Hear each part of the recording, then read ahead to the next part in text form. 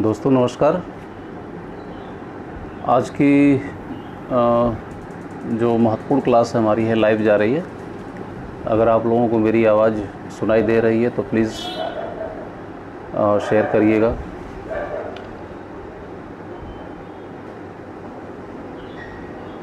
आप लोगों को मेरी आवाज़ अगर जा रही है तो प्लीज़ शेयर करिएगा आप।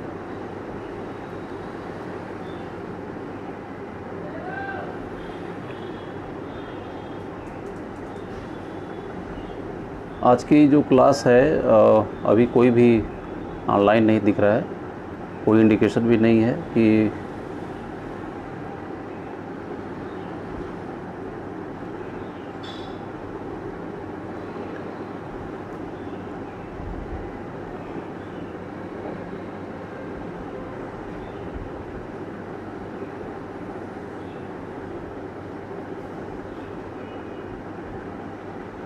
हाँ, तो अगर आप लोगों को मेरी आवाज़ आ रही तो प्लीज़ हेलो करके आप हमको सिग्नल दें, जिससे कि हमको पता चले कि मेरी आवाज़ आपको जा रही है।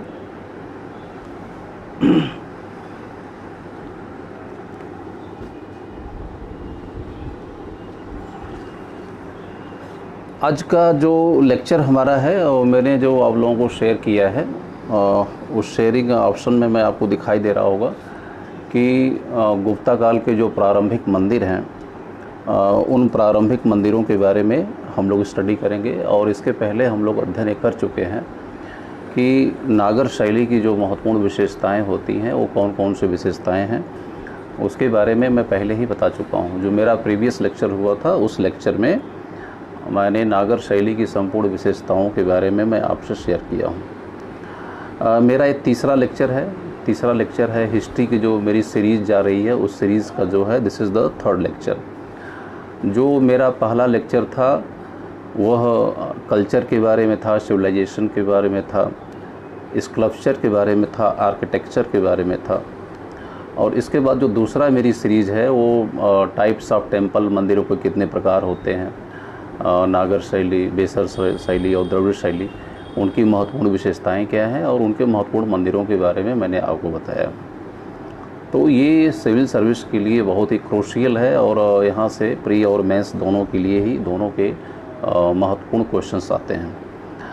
आप लोगों को ये देखना है कि जो मैं पढ़ा रहा हूँ और इनको अगर आपने ध्यान से देख लिया है और पढ़ लिया है तो इसकी मैं कम से कम गारंटी आपको दे सकता हूँ कि आपको एक पेज भी कहीं देखना नहीं पड़ेगा, एक पेज कहीं पर कंसल्ट नहीं करना पड़ेगा कि हमको हिस्ट्री का जो कल्चर का सेक्शन है ये हमको नहीं आ रहा है।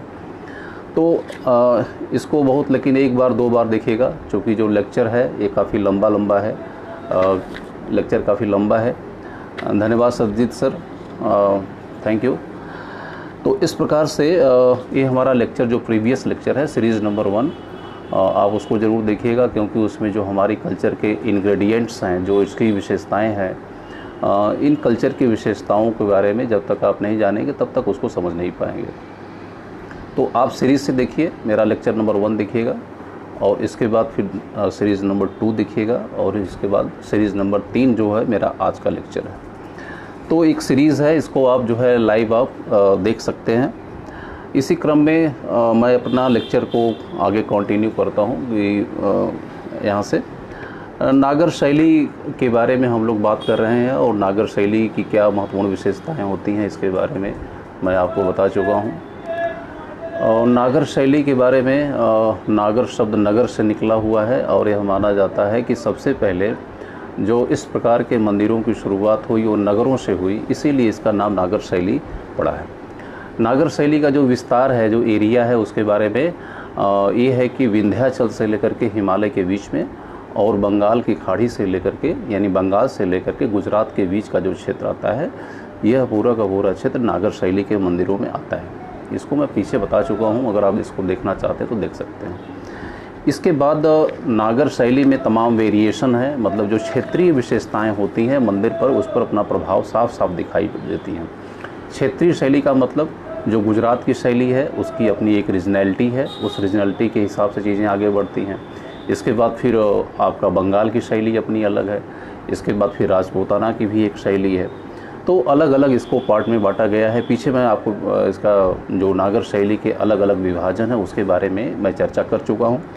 इसमें उड़ीसा शैली महत्वपूर्ण है, खजुराहो शैली है, गुजरात या काठियावाड़ की शैली है, राजपूताना शैली है और ग्वालियर या वृंदावन की शैली है। कश्मीर के मंदिर, कश्मीर की एक अलग अपनी बहुत महत्वपूर्ण शैली है और इसके अलावा पूर्वी बंगाल की एक अपनी महत्वपूर्ण शैली मानी जाती है। जो मैंने 6 या 7 प्रकार की शैलियों की चर्चा किया, उसमें से जो एग्ज़ाम्स में पूछता है सबसे जो महत्वपूर्ण है वो है उड़ीसा शैली के मंदिर, खजुराहो शैली के मंदिर और इसके बाद गुजरात और काठियावाड़ के भी शैलियों के मंदिर की बात होती है। लेकिन जो सिविल में जो क्वेश्चन आता है थोड़ा डीप आता है, तो उसके बारे में हम लोग चर्चा कर सकते हैं कि मतलब कि जो रेयर टेम्पल है जिसके बारे में लोग नहीं पढ़ते हैं, उसके बारे में भी हमको पढ़ने की ज़रूरत होती है। उसमें जो सबसे इम्पोर्टेंट है कश्मीर का मंदिर के बारे में मैंने पीछे में चर्चा कर चुका हूँ, इनकी जो वास्तुगत विशेषताएं हैं उसके बारे में। सिविल में जो क्वेश्चंस आते हैं वह मंदिरों के बारे में नहीं पूछते हैं कि यह मंदिर किसने बनवाया और कहाँ बनवाया, किसने बनवाया। सिविल के जो क्वेश्चंस आते हैं वो कॉन्सेप्चुअल होते हैं। कॉन्सेप्चुअल का मतलब जो मंदिर की स्टाइल्स होती है, जो शैलियाँ होती हैं, उन शैलियों की जो महत्वपूर्ण विशेषताओं के बारे में क्वेश्चंस होता है, उसके इंटररिलेशंस के बारे में पूछता है, कोरिलेशन के बारे में पूछता है और इस मंदिर ने किस मंदिर के ऊपर या किस शैली के ऊपर महत्वपूर्ण प्रकाश डाला या प्रभाव डाला। ये महत्वपूर्ण जो चीज़ों के बारे में आपको ध्यान देना है। तो सिविल अगर आप देख रहे हैं तो इसके जो पढ़ने का या इसको हैंडल करने का जो तरीका है वह दूसरे इस जो अलग जो एरिया है उससे एकदम अलग है, इसको आपको ध्यान रखना पड़ेगा। तो सिविल का जो क्वेश्चंस आते हैं वो कॉन्सेप्चुअल बेस आते हैं, आपको पता है, और जो अलग एग्ज़ाम्स के आते हैं वो ऑब्जेक्टिव टाइप आते हैं। तो इसीलिए जब आप सिविल पढ़ रहे हैं तो सिविल में जो पढ़ने की एंगलिंग होनी चाहिए वो अलग होनी चाहिए। मैं वही बात जो है मंदिरों के संदर्भ में भी कर रहा हूँ कि जब आप सिविल के एस्पायरेंट हैं और सिविल के कम्पटीटर हैं, तो जब आप मंदिरों को पढ़ रहे हैं तो मंदिरों को पढ़ने का भी अप्रोच आपका अलग होना चाहिए। और मैं उस पर आपको फोकस भी करते हुए चल रहा हूँ। मेरा फोकस है कि दोनों को मैं लेके चलूँ, जो कॉन्सेप्चुअल की चीज़ें हैं उसको भी लेके चलें और इसके बाद जो ऑब्जेक्टिव चीज़ें हैं उसको भी हम लेके चलें। हम जो आज की मेरी टॉपिक है, मैं उस टॉपिक पर मैं आप लोगों के साथ में आ जाता हूँ कि जो आज की मेरी टॉपिक है वो क्या है। मेरी टॉपिक अगर आप ऊपर लिखा हुआ देखेंगे तो टॉपिक को मैंने डिवाइड किया हुआ है और इसमें गुप्त एज के जो प्रारंभिक काल के जो मंदिर बने हैं, इन मंदिरों के बारे में हम चर्चा करेंगे। और इन मंदिरों के बारे में लोग कम पढ़ते हैं। कम पढ़ने का क्या रीज़न ये है, क्योंकि जो बड़ी बड़ी शैलियों के जो मंदिर जैसे खजुराहो शैली के है, उड़ीसा शैली के, इन शैलियों के मंदिर के डिस्क्रिप्शन आपको हर किताब में मिल जाता है। लेकिन गुप्त काल के जो प्रारंभिक मंदिर हैं उन मंदिरों के बारे में हमें कोई या किसी प्रकार की सूचना किसी किताब में नहीं मिलती है। जो सिविल और जो बड़ी एग्ज़ाम्स के जो क्वेश्चंस आते हैं वह क्वेश्चन जो है यहीं से आते हैं, अधिकतर क्वेश्चंस आते हैं, ठीक है। और यह पूरे के पूरे फाउंडेशन की तरफ से गुप्त काल के जो प्रारंभिक मंदिर हैं उनमें जिन शैलियों का विकास प्रारंभिक रूप से दिखाई पड़ता है उसी का डेवलपमेंट या उसी का विकास बाद की शैलियों में दिखाई पड़ता है। तो इसको देखते हुए सबसे महत्वपूर्ण आपको जो प्रारंभिक काल के जो गुप्त के मंदिर हैं उसको आपको स्टडी करना पड़ेगा, देखना पड़ेगा, जिसकी तरफ लोग ध्यान नहीं देते हैं। और सिविल का फंडा होता है कि जो महत्वपूर्ण होता है और जिसकी तरफ लोग ध्यान नहीं देते हैं, ऐसे प्रश्न को वो लोग पूछते हैं। तो जो गुप्त काल के प्रारंभिक मंदिर हैं उसके बारे में पीछे मैं आपको बता चुका हूं, लेकिन शॉर्ट में एक बार दोबारा फिर मैं बहुत तेज़ी से मैं आगे बढ़ूंगा। गुप्त काल के जो मंदिर हैं उसको मैंने जो क्लासिफाई किया है वह अलग अलग पार्टों में किया है। मैंने आपको बताया कि जो हिंदू धर्म के जो प्रारंभिक मंदिर पाए गए वो गुफाओं में पाए गए थे। उसमें से जो विदिशा के बगल में जो उदयगिरी की गुफा है उसमें हिंदू धर्म का प्रारंभिक मंदिर पाया गया और उस मंदिर की जो छतें थी वो सपाट हुआ करती थी। तो जो क्लासिफिकेशन मैं बता रहा हूँ कि जो प्रारंभिक गुप्त काल के मंदिर है उसको 3 पार्ट में डिवाइड किया जा सकता है। पहला है गुफा के मंदिर यानी ऐसे मंदिर जो गुफा में बनाए गए। फिर दूसरा जो क्लासिफिकेशन है सपाट छतों वाले मंदिर, यानी ऐसे मंदिर जिनकी की छतें सपाट हुआ करती थीं। और जो तीसरे जो मंदिर हैं ऐसे मंदिर जिनकी जो है शिखर, जिनमें शिखर होते थे। तो ये 3 क्लासिफिकेशन गुप्त काल के मंदिरों का किया सकता है। पहला है गुफा के मंदिर, दूसरा है सपाट छतों वाले मंदिर, और तीसरा है शिखर वाले मंदिर। शिखर वाले मंदिर, ये 3 क्लासिफिकेशन है, और 3 क्लासिफिकेशन मैं आपको पीछे लिखवा चुका हूँ, जो लोग देख रहे होंगे। तो गुफा मंदिर को मैं पहली गुफा मंदिर में उदयगिरी की गुफा में जो महत्वपूर्ण मंदिर प्राप्त होता है उसके बारे में आपको डील कर चुका हूँ। फिर गुफाओं से निकल करके समतल मैदानों पर मंदिर बनाने की परंपरा की शुरुआत सबसे पहले यहाँ पर होती है। तो सपाट छत वाले जो मंदिर हैं, उसमें तिगवा का मंदिर, सांची का मंदिर, भूमरा का शिव मंदिर और नचना कुठार का मंदिर। ठीक है, तो सपाट छत वाले इतने मंदिर हैं। आपको ध्यान रखिएगा, कभी काल पूछ लेता है सिविल सर्विस में कि कौन मंदिर जो है सपाट छत वाला है, कौन जो है शिखर वाला है। तो आपको बहुत ध्यान से इसको देखना पड़ेगा। ये सभी मंदिर जो बनाए गए वह जबलपुर से लेकर के विदिशा के बीच के आसपास में बनाए गए। क्यों बनाए गए उसका रीज़न भी मैं आपको पीछे बता चुका हूँ। क्योंकि जो बहुत बड़ा मंदिर कंस्ट्रक्शन, यानी जो रिलीजियस मोनूमेंट्स के कंस्ट्रक्शन का जो सबसे महत्वपूर्ण साइट हुआ करती थी वो सांची हुआ करती थी। तो सांची से भरहुत के बीच में जो महत्वपूर्ण जो एरिया थी जहाँ पर कि बहुत अधिक निर्माण हुआ, उसके कारण वहाँ पर एक इंस्पायरेशन भी थी। और दूसरा मैंने आपको कारण बताया था, आपको याद आ रहा होगा, क्योंकि वैष्णव धर्म का जो उद्भव होता है, जो बहुत ज़्यादा विकास हुआ, वो उसी जोन में हुआ था। तो दोनों एलिमेंट वहाँ मौजूद थे, कारण भी मौजूद था और कार्य भी मौजूद था। तो इसी कारण जो है सेंट्रल जो एमपी मध्य प्रदेश का जो सेंट्रल पार्ट है, वहाँ पर सबसे पहले भारत में मंदिरों के निर्माण करने की परंपराएं सबसे पहले गुप्त शासकों के द्वारा शुरू की गई। तो सपाट छतों वाले मंदिर को मैं पीछे में पढ़ा रहा था, अगर आपको याद होगा, तो इसमें भूमरा का शिव मंदिर मैं आपको लगता है मैं बता चुका हूँ। तो सपाट छतों वाले मंदिर को मैं आगे बढ़ रहा हूँ। तो इसमें तिगवा का मंदिर मैं बताया था, सांची का मंदिर बताया था, भूमरा का शिव मंदिर बताया था और नचना कुठार का मंदिर बताया था। इतना पढ़ने के बाद हम जो आगे बढ़ेंगे वह शिखर वाले मंदिर की तरफ हम लोग आगे बढ़ेंगे। इसको पढ़ाने के बाद अगर मेरे पास टाइम मिलेगा तो जो उड़ीसा शैली की जो महत्वपूर्ण मंदिर हैं उन मंदिरों की तरफ हम लोग चर्चा करेंगे। तो आइए हम देखते हैं, सांची के मंदिर को हम लोग पढ़ चुके हैं। इसके लिए आप हमारा जो पीछे का जो लेक्चर है आप उसको देख सकते हैं। और इसके बाद फिर अंतिम जो सपाट छतों वाले जो मंदिर हैं उसको मैं थोड़ा सा भूमरा का शिव मंदिर के बारे में मैं डिस्कस करूंगा, क्योंकि इसके पहला का जो मेरा लेक्चर है वो कंप्लीट हो चुका है। अच्छा, भूमरा का शिव मंदिर, इसकी सबसे तो महत्वपूर्ण है आपको जानना कि इसकी लोकेशन क्या है, इसकी जो है टाइमिंग क्या है। इसकी जो लोकेशन है वो है सतना के नज़दीक है। सतना के नज़दीक एक रियासत हुआ करती थी, नागौद रियासत। ठीक है, तो नागौद रियासत आज भी है, सतना के नज़दीक है। सतना से करीब 20 से 30 किलोमीटर की दूरी पर यह मंदिर बना हुआ है। इसकी जो टाइमिंग और डेट है वह 5वीं से 6वीं शताब्दी के बीच में है। इसका जो सैंक्टम बना हुआ है, यानी जो सैंक्टम का मतलब जो गर्भगृह बना हुआ है वह स्क्वायर शेप का है, वर्गाकार है यानी। और इसके गर्भगृह में मुख लिंग की स्थापना की गई है। मुख लिंग के बारे में मैं आपको पहले बता चुका हूँ कि मुख लिंग का मतलब जो सादा लिंग होता था उसके एक दिशा में शिव की आकृति बनाई जाए, इसे मुख लिंग कहा जाता है। तो इस प्रकार के लिंगों के कई प्रकार है। एक मुखी शिवलिंग होता है, 2 मुखी होता है, 3 मुखी, चतुर्मुखी और 5 मुखी। यानी लिंग के अगर चारों तरफ जितनी मूर्तियों को आप बढ़ाते जाएंगे, शिव की मूर्तियों को, उतनी उसकी संख्या बढ़ती जाएगी। एक 4 चतुर्मुखी के अलावा पंचमुखी भी होता है। पंचमुखी का मतलब लिंग के ऊपर की जो आकृति होती है उसे अगर वहाँ पर शिव की आकृतियों के, शिव के प्रतीकों को बना दिया जाए, इसे पंचमुखी शिवलिंग कहा जाता है।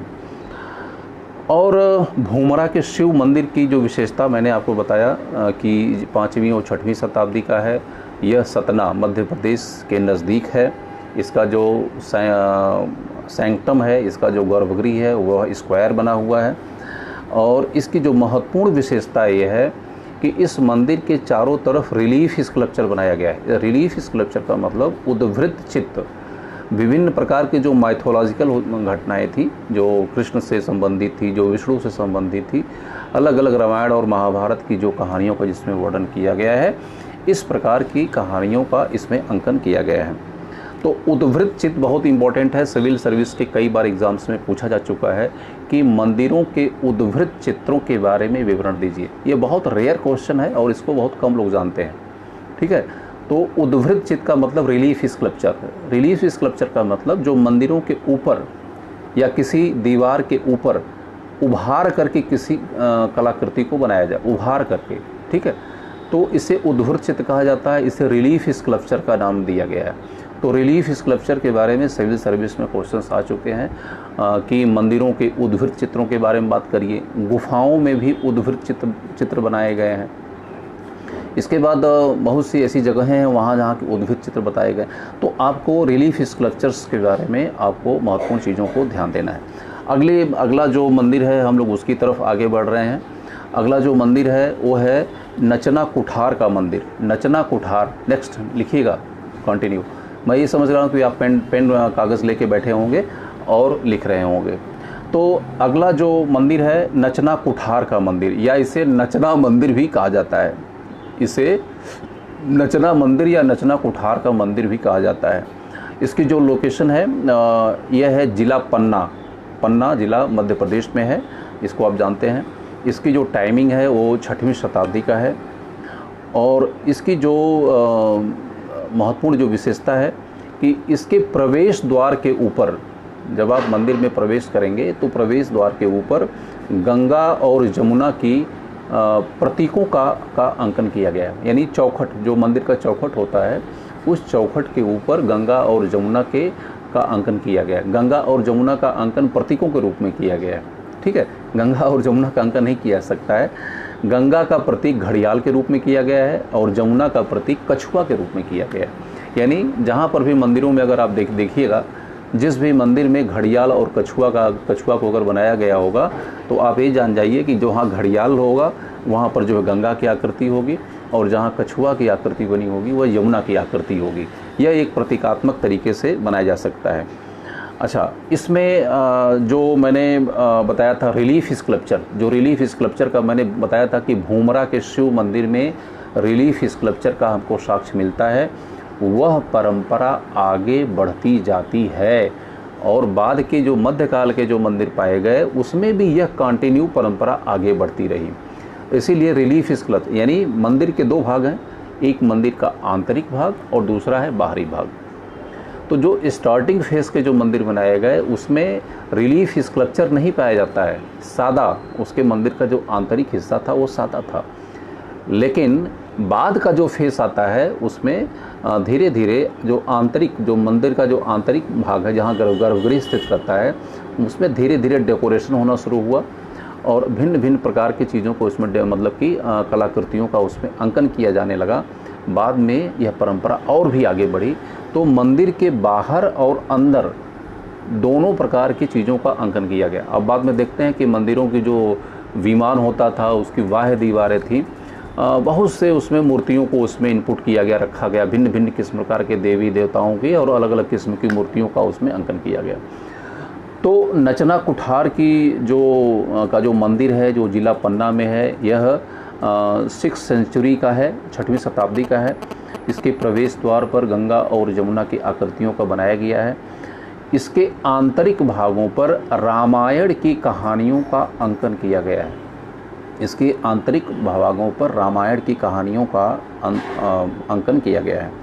ठीक है, और इस मंदिर का नाम आज जो क्षेत्रीय लोग नाम बुलाते हैं उसे चौमुखनाथ मंदिर का नाम देते हैं, चौमुखनाथ मंदिर। ठीक है, आज का इसका नाम है। तो अब हम अगले फेस में आते हैं, देवगढ़ का दशावतार मंदिर। ये बहुत ही फेमस मंदिर है, देवगढ़ का दशावतार मंदिर, ये अगला फेस है। ठीक है, तो मैंने बताया था कि शिखर वाले मंदिर, अगर भारत में शिखर वाले मंदिरों का जो मैंने आपको 3 कैटेगरी बताई थी, गुफा के मंदिर, सपाट छत वाले मंदिर और शिखर वाले मंदिर। तो सपाट छत वाले मंदिरों को मैं बता चुका हूँ। अब जो मेरा अगला क्लासिफिकेशन होगा वह शिखर वाले मंदिरों की हम बात करेंगे। शिखर वाले मंदिर, ठीक है, यह एक अलग सेक्शन हम शुरू करने जा रहे हैं, इसको आप लोग ध्यान रखिएगा। शिखर वाले मंदिरों की जो श्रेणी है, इस श्रेणी में जो सबसे महत्वपूर्ण मंदिर है वो है देवगढ़ का दशावतार मंदिर। बहुत ही महत्वपूर्ण क्वेश्चन है ये, ठीक है। शिखर वाले मंदिरों की जो पहली सीरीज़ होती है, शुरू होती है, वह है देवगढ़ का दशावतार मंदिर। इस मंदिर की क्या विशेषता है?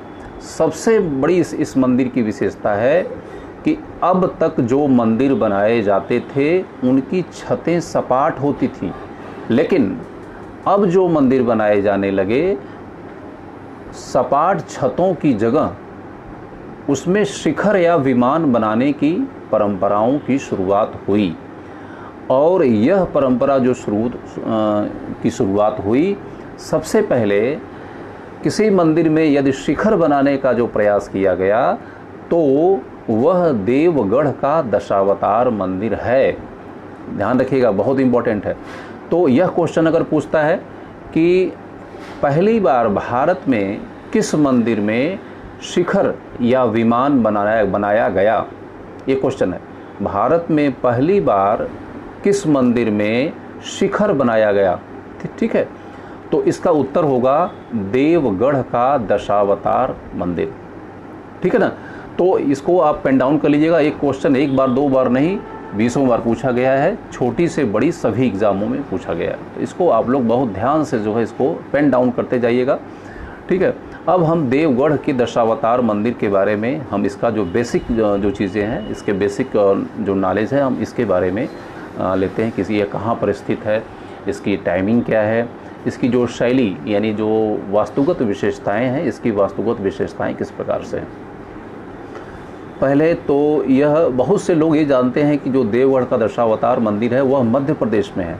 यह भी क्वेश्चन बहुत लोग कंफ्यूज होते हैं। तो देवगढ़ का जो दशावतार मंदिर है वास्तव में उत्तर प्रदेश और मध्य प्रदेश के एकदम बॉर्डर पे है, ठीक है। कभी काल तो मध्य प्रदेश के लोग कहते हैं कि नहीं यह मध्य प्रदेश में है, लेकिन यह उत्तर प्रदेश के ललितपुर ज़िले में स्थित है। इसको पेन डाउन करिएगा, ये क्वेश्चन कई बार पूछा गया है कि जो देवगढ़ का दशावतार मंदिर है कहाँ पर स्थित है। और मैं आपको बताता हूँ 80% लोग यही बताएंगे, वो कहेंगे कि मध्य प्रदेश में स्थित है, लेकिन यह देवगढ़ का जो दशावतार मंदिर है उत्तर प्रदेश में है। उत्तर प्रदेश का जो ललितपुर ज़िला, नक्शे में आप ललितपुर को ध्यान से देखिए, ललितपुर पूरी तरीके से लगता है मध्य प्रदेश के पेट में घुस गया हो, यानी उसके पेट में अंदर चला गया है एकदम से मुड़ करके। तो मैं पहले बताया कि देवगढ़ का जो दशावतार मंदिर है ये उत्तर प्रदेश के ललितपुर ज़िला में है। यह 6वीं शताब्दी का जो है मंदिर है, 6th सेंचुरी का मंदिर है यह, और यह बेतवा नदी के किनारे है। यह मंदिर बेतवा नदी के किनारे है और इसे क्षेत्रीय लोग सागर मरह का नाम देते हैं। सागर मरह नाम देते हैं इस मंदिर का नाम। तो देवगढ़ की दशावतार देवगढ़ का दशावतार मंदिर है जिसमें पहली बार शिखर बनाया गया। उस मंदिर को जो वहाँ के स्थानीय लोग हैं उसका नाम सागर मरह का नाम देते हैं। यह भी क्वेश्चन बहुत पूछा गया, लेकिन बहुत रेयर क्वेश्चन है। सागर मरह का मतलब होता है टेम्पल ऑन टैंक, यानी जहाँ पानी का स्रोत हो उस पर यह मंदिर बनाया गया। सोर्स सागर का मतलब वाटर, ठीक है। तो इन 3-4 चीज़ों को मैं बता चुका हूँ आपको कि इसकी शैली क्या है। इसकी शैली गुप्ता शैली है, नागर शैली है, गुप्ता शैली कहा जाता है। और यह ललितपुर, उत्तर प्रदेश के यह ललितपुर ज़िले में स्थित है। यह बेतवा नदी के किनारे है। इसकी जो स्टाइल मैंने आपको बताया, इसका जो इंटीरियर और एक्सटीरियर बोथ आर डेकोरेटेड, यानी इस मंदिर जो दशावतार मंदिर है इसका आंतरिक और बाह्य भाग दोनों को डेकोरेट किया गया है। यानी इसमें स्कल्पचर जो मैंने बताया था, इंटीरियर को डेकोरेट करने का मतलब जो उद्वृत्त चित्र है उसका इसमें डेकोरेशन किया गया है। अच्छा, एक इसकी बहुत बड़ी विशेषता मैं एक और बताने जा रहा हूँ आपको। इसको पेन डाउन करिएगा, रेदिल आप अपनी कॉपी पर रेड ज़रूर लगा लीजिएगा। इस मंदिर में पहली बार इस मंदिर में पत्थर का भी प्रयोग किया गया है और ईंट का भी प्रयोग किया गया है, दोनों। देवगढ़ के दशावतार मंदिर में पत्थर का भी प्रयोग किया गया है और ईंट का प्रयोग किया गया है। ठीक है, तो यह दो चीज़ें महत्वपूर्ण हैं। इसके बाद इस मंदिर में मूर्तियों और प्रतिमाओं की संख्या दिन पर दिन बढ़ती गई, और जो अंकन किया गया है घटनाओं का मैं पीछे बता चुका हूँ। महाभारत है, रामायण है और जो विष्णु पुराण है, इनकी कहानियों का इस पर अंकन किया गया है।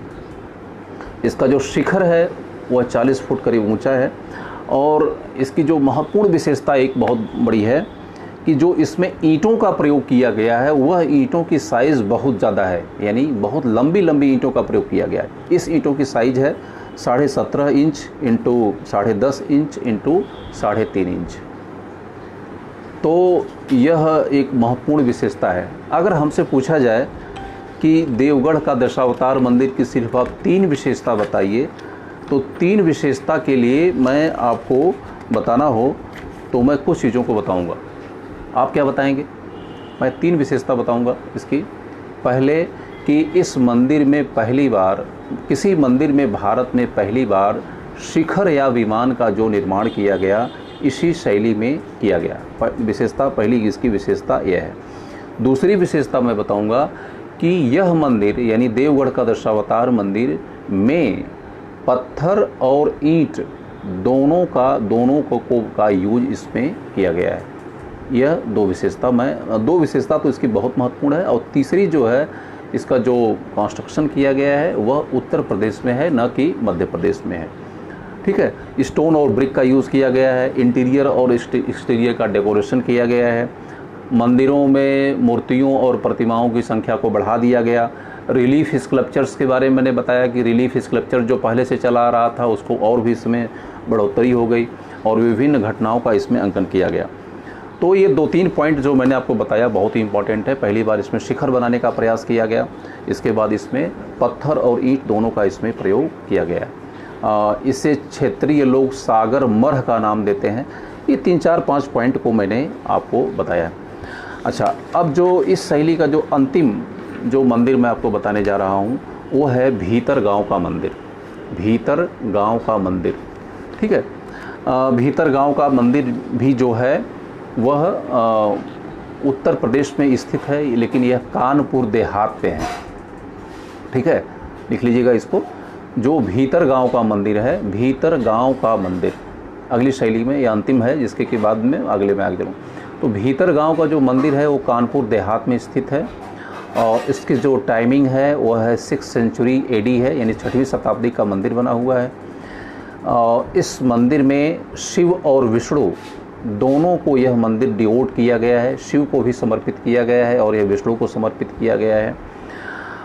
और एक बहुत बड़ी विशेषता इसको जो निश्चित रूप से आप लिखिएगा कि मैंने आपको बताया कि जो आपका दशावतार मंदिर था, उस दशावतार मंदिर में पत्थर और ईंट दोनों का प्रयोग किया गया था, लेकिन भीतर गांव का मंदिर पूरे विश्व का एक अकेला ऐसा मंदिर है जिसको कि पूरी तरह ईंटों से बनाया गया है। ठीक है, यह वेरी इंपॉर्टेंट है। यह विश्व का पहला ऐसा मंदिर है जिसे पूरी तरह ईंटों से बनाया गया है। बड़ा दुर्भाग्य है कि यह मंदिर आज अपने कुल मिलाकर के डिस्ट्रक्शन की स्थिति में है, लेकिन आर्कियोलॉजिकल सर्वे ऑफ इंडिया ने इसे कुछ प्रिजर्व किया है, कुछ मेंटेन किया है। ठीक है, तो मैंने आपको बताया कि वर्ल्ड ओल्डेस्ट ब्रिक टेम्पल, ठीक है, भीतर गांव का मंदिर जो है वो वर्ल्ड का ओल्डेस्ट मंदिर है। इस मंदिर को काफ़ी ऊंचा बनाया गया था। इसकी जो मैंने आपको बताया कि जो शिखर वाले मंदिरों की शुरुआत पहले हो चुकी थी और यह परंपरा आगे भी बढ़ती रही। तो भीतर गांव का जो मंदिर पाया जाता है उसमें भी एक बहुत ऊंचा शिखर पाया जाता है, लेकिन वह ईंटों का बना हुआ मंदिर है। और इस मंदिर की एक महत्वपूर्ण विशेषता ये है कि इस मंदिर की ऊंचाई पर आप जाएंगे बाहर तो इसमें ताखे बने हुए हैं, ताखे यानी कट्स बने हुए हैं, और इन ताखों में, इस कट्स में विभिन्न प्रकार के देवी और देवताओं की प्रतिमाओं को स्थापित किया गया है। यह अपने आप में एक न्यू फीचर्स है जो कि अन्य जगहों पर देखने को नहीं मिलता है। मंदिर की जो बाहरी दीवारें हैं उन दीवारों में भी ताखे बने हुए हैं, और इसके अलावा ताखे के ऊपर जो विमान होता है उस विमान में भी अलग अलग कट्स बने हुए हैं। अलग अलग स्पेस को बनाया गया है। उस स्पेस में भी अनेक मिट्टी की मूर्तियों को रखा गया है। मिट्टी की मूर्तियों को, ध्यान रखिएगा, ये क्वेश्चन बहुत बार पूछा गया है, ऐसा कौन सा है जिसमें कि मिट्टी की मूर्तियों को रखा गया। तो यह अपने आप में बहुत ही चौंकाने, मिट्टी की मूर्तियों जिसे कहा जाता है टेराकोट्टा। तो टेराकोट्टा की भारत में परंपरा बहुत ही रिच रही है, आपको पता है। सिंधु घाटी सभ्यता के पहले से ही टेराकोट्टा यानी मिट्टी की मूर्तियों के हमें साक्ष्य मिलने लगते हैं। तो भीतरगांव का जो मंदिर है, इस मंदिर की बहुत महत्वपूर्ण विशेषता है कि यह पूरी तरह से ईंटों से बना हुआ है और इसमें जो 70 फुट का इसका शिखर बना हुआ है। इसका जो शिखर है वो 70 फुट का करीब बहुत ऊंचा शिखर बनाया हुआ है और इस मंदिर के चारों तरफ ताखे बने हुए हैं। मंदिर के नीचे का पोर्शन यानी गर्भगृह के आसपास की जो दीवारें होती हैं उसमें भी बना हुआ है और शिखर पर भी ताखे बने हुए हैं। उन ताखों में मिट्टी की देवी और देवता की मूर्तियों की रखने की परंपरा देखने को मिलती है। यह बहुत चौंकाने वाली बात है कि किसी भी मंदिर में इस प्रकार की वास्तुशिल्प, इस प्रकार की व्यवस्था को देखने को नहीं मिलती है। तो 3-4 चीज़ों को मैंने बताया कि इस मंदिर को ब्रिक से बनाया गया है यानी ईंटों से बनाया गया है। वो ईंटों की साइज़ जो है काफ़ी बड़ी बड़ी है। इसके अलावा इसके शिखर काफ़ी 70 फुट करीब ऊंचा है, 70 फुट ऊंचा है, 6th सेंचुरी का है। इसमें जिस देवता की पूजा की जाती थी या वर्शिप की जाती थी उसका संबंध शिव और विष्णु से है और इसमें ब्रिक और टेराकोट्टा का इसमें यूज़ या इस्तेमाल किया गया है। और अंतिम में भीतरगांव के मंदिर में मैं आपको बता रहा हूँ कि वर्ल्ड ओल्डेस्ट ब्रिक टेम्पल, ठीक है ना। भीतरगांव का मंदिर जो कानपुर देहात में है वह वर्ल्ड ओल्डेस्ट ब्रिक टेम्पल, इसको पेन डाउन मैं 5 बार रिपीट कर चुका हूँ। इसको आप लोग निश्चित रूप से पेन डाउन कर लीजिएगा क्योंकि ऐसे ही क्वेश्चन सिविल सर्विस में आते हैं। तो इस प्रकार से नागर शैली में विशेषकर जो गुप्त काल के जो प्रारंभिक मंदिर हैं उन प्रारंभिक कुछ मंदिरों के बारे में मैंने आपसे चर्चा किया। और आप एग्ज़ाम देने के पहले मैं जितना बता चुका हूँ इससे बाहर नहीं आने वाला है। जितना भी मैं बताया हूँ अगर आप ईमानदारी से इतना पढ़ लेते हैं तो इसको मैं आपको पैड पर लिख दे सकता हूँ कि इससे बाहर कभी नहीं आएगा, ठीक है। और इसका कोई शॉर्टकट भी मेरे पास नहीं है, कोई मंत्र नहीं है, कोई जादू नहीं है, कोई आपको ट्रिक बता दूँ और आपको 5 मिनट में आपको याद हो जाए। इसीलिए अगर आपको सक्सेस अगर आपको चाहनी है तो आपको गंभीरता से पढ़ना पड़ेगा। और यह अगर आप चाहेंगे तो एक पेज में इसके शॉर्ट नोट्स बना लीजिए और आप इन चीज़ों को कर सकते हैं। ये कोई बहुत बड़ी चीज़ें नहीं है। तो गुप्त काल के जो प्रारंभिक मंदिर थे उसके बारे में मैंने आपको उसकी वास्तुगत विशेषताएं क्या हैं इसके बारे में मैंने आपको बताया, ठीक है। एक बार फिर से मैं पूरा बाइंड अप करूँगा। इसके बाद फिर जो अगली शैली को वो हम लोग अध्ययन करने जा रहे हैं वह शैली है उड़ीसा शैली। नागर शैली का एक प्रकार जो है उड़ीसा शैली भी है, हम लोग उसके बारे में स्टडी करेंगे। तो एक बार पूरा बाइंड अप मैं कर दूं। नागर शैली का मैंने सबसे पहले आपको एरिया बताई थी कि जो नागर शैली का जो विस्तार है वो कहाँ से कहाँ तक है। जो विंध्य की श्रृंखला है उसके उत्तर दिशा में यानी हिमालय तक, यानी विंध्य से हिमालय तक, और उधर गुजरात से लेकर के बंगाल की खाड़ी तक, और उधर जो है आप चले जाइए तक्षशिला तक, तक्षशिला जो कि आज पाकिस्तान में है यानी अफ़गानिस्तान का बॉर्डर। तो अफ़गानिस्तान से लेकर के करीब मध्य प्रदेश के काफ़ी हिस्से तक ये जो यहाँ के जो मंदिर बने हुए हैं नागर शैली के मंदिर बने हुए हैं। और जो नागर शैली के मंदिर हैं इनका क्षेत्रीय डिवीज़न भी किया गया है, इनकी लोकल डिवीज़न किया गया है। तो नागर शैली का जो विभाजन किया गया है मैं बता चुका हूँ। उड़ीसा शैली में किया गया है, खजुराहो शैली में किया गया है, गुजरात और काठियावाड़ शैली में किया गया है, राजपूताना शैली में किया गया है, ग्वालियर और वृंदावन शैली में किया गया है, कश्मीर के मंदिर हैं और इसके बाद पूर्वी बंगाल के मंदिर हैं। इतने पार्ट में नागर शैली को मंदिरों को डिवाइड किया गया है। और फिर मैं आगे आपको बताया था कि जो गुप्त काल के जो प्रारंभिक मंदिर हैं उनके बारे में आपको बताया था। गुप्त काल के जो प्रारंभिक मंदिर हैं उनको 3 पार्ट में बांटा गया है। मैंने आपको अभी बताया कि गुफा के मंदिर, ऐसे मंदिर जो पहली बार गुफा में बनाए गए। दूसरे मंदिर ऐसे मंदिर जिनकी छतें सपाट होती थी। तीसरा जो मंदिर मैंने बताया कि शिखर वाले मंदिर, ऐसे मंदिर जिनमें शिखर होता था या विमान होता था। गुफा के मंदिर में पहला मैंने आपको बताया था कि उदयगिरी की गुफा में वैष्णव धर्म से संबंधित भारत का पहला, हिंदू धर्म का पहला मंदिर जो बनाया गया वो गुफा के अंदर बनाया गया, वह बनाया गया था उदयगिरी की गुफा में। अब हम आगे आते हैं कि गुफा से मंदिर को निकाल करके समतल मैदानों पर बनाया जाने लगा, लेकिन उसकी जो छतें होती थी चपटी होती थी। तो दूसरी जो कैटेगरी मैंने आपको बताई थी सपाट छतों वाले मंदिरों में, पहला मैंने बताया था कि तिगवा का मंदिर, दूसरा है सांची का मंदिर, तीसरा है भूमरा का शिव मंदिर, और अंतिम अभी मैंने बताया था आपको नचना कुठार का मंदिर। इतने मंदिर जो मैंने आपको बताए ये सपाट छतों वाले मंदिर हैं। सपाट छत का मतलब जिस घर में आप और हम बैठे हैं, जैसे कि छतें सपाट हैं, रूम की तरह से, क्वार्टर की तरह से जहाँ पे आप रहते हैं ये छतें सपाट होती हैं, उसी तरीके से प्रारंभिक जो मंदिर बनाए गए उनकी छतें भी सपाट हुआ करती थी, यानी उनमें शिखर नहीं होता था। इसके बाद तीसरा जो फेस आता है, थर्ड फेस, कि लोगों ने मंदिरों के सपाट छतों के ऊपर लोगों ने शिखर बनाने का प्रयास किया, यानी विमान बनाने का प्रयास किया। तो शिखर वाले मंदिरों की जो शुरुआत होती है, अभी मैंने बताया पहली बार जो शिखर बनाया गया इस मंदिर में वह देवगढ़ का दशावतार मंदिर है।